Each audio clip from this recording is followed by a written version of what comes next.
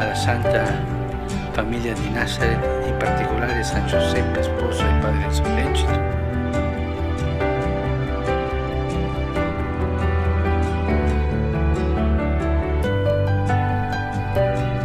Make a very special effort to celebrate this year of Amoris Laetitia.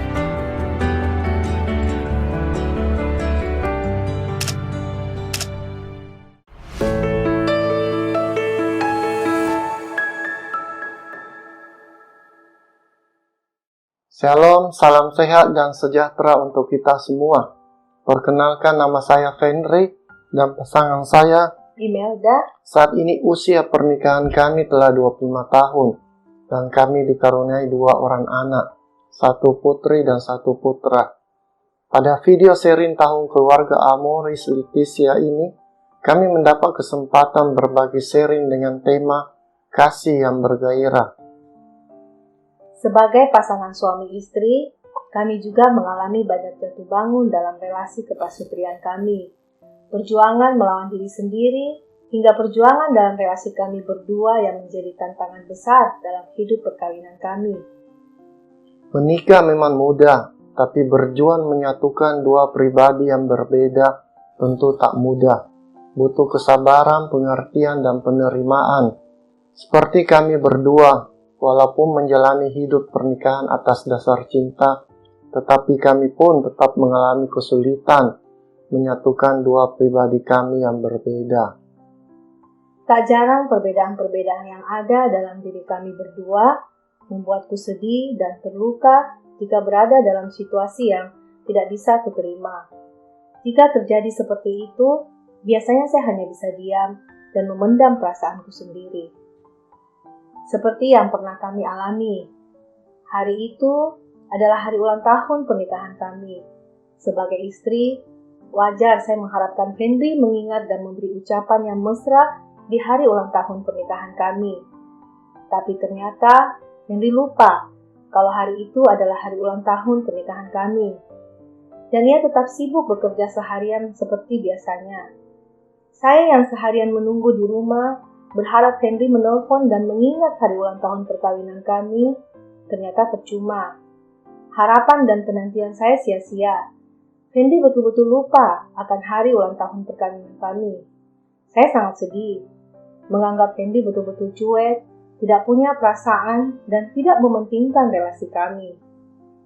Saya jadinya kesal, diam, dan tak mau berbicara dengan Fenry.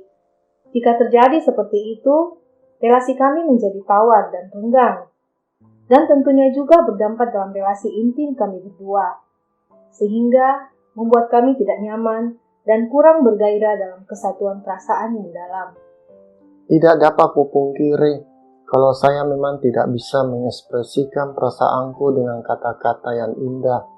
Saya lebih banyak diam, cuek dan sedikit kaku, apalagi kalau menurutku hal itu tidak terlalu penting. Dan inilah yang sering menjadi batu sandungan dan relasi kami. Menghadapi sikap diam Melda membuatku bingung. Saya tidak tahu apa yang menyebabkan Melda marah dan bersikap diam, cuek padaku hari itu. Bersyukur, dalam suatu retret pasutri, kami diajarkan teknik dialog hingga ke tingkat perasaan kami yang terkuat. Malam itu, ku ajak Fenry berdialog. Kutumpahkan segala perasaanku yang terkuat saat itu, kesedihan dan kekecewaanku, karena Fenry telah melupakan hari ulang tahun perkawinan kami yang bagiku penting untuk selalu kami ingat.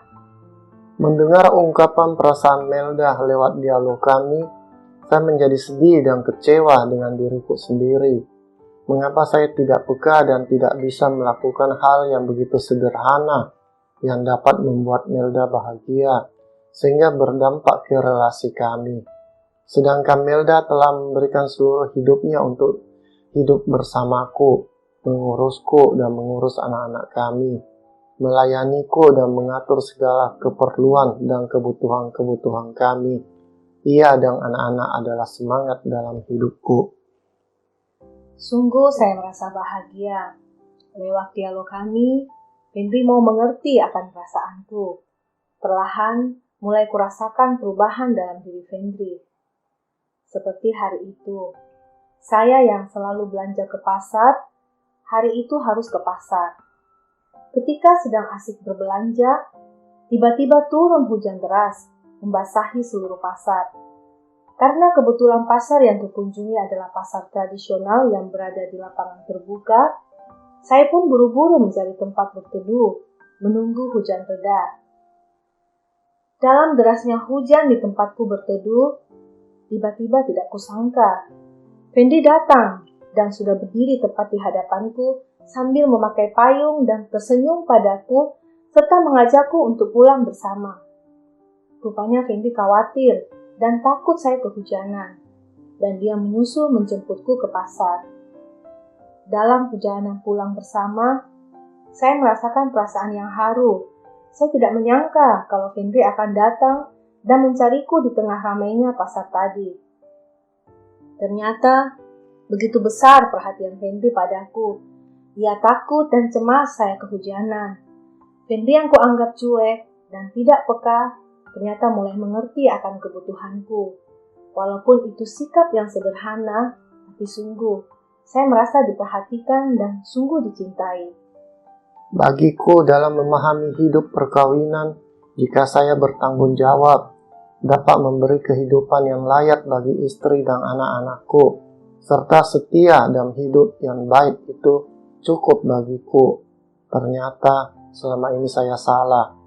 Hal yang kuanggap sepele selama ini, seperti sapaan, kata-kata mesra, pujian, dan perhatian kepada pasangan, ternyata itu sangat berdampak dan menentukan kehangatan dalam relasi kami. Sejak saat itu saya berjanji akan lebih peka terhadap hal-hal yang sederhana tetapi berdampak besar dalam relasi kami. Bukan hanya kepada Melda, tetapi begitu pun kepada anak-anak kami. Merasakan cinta, perhatian, dan penerimaan dari pasangan sungguh membuat bahagia.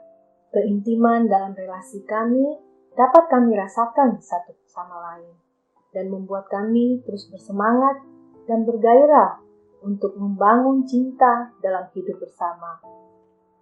Saat ini pun kami bersyukur lewat cinta dan perhatian anak-anak yang Tuhan percayakan kepada kami. Melihat mereka tumbuh, saling mengasihi satu sama lain, kami sungguh diteguhkan sebagai orang tua. Semoga pengalaman dan perjuangan jatuh bangun kami dalam hidup bersama ini dapat menjadi contoh bekal bagi anak-anak kami kelak. Inilah sharing kami yang dapat kami bagikan kepada Anda semua. Bagaimana perjuangan kami agar kasih yang bergairah terus hidup dan menjadi semangat kami dalam perjalanan hidup kami bersama. Terima kasih. Tuhan memberkati keluarga kita semua.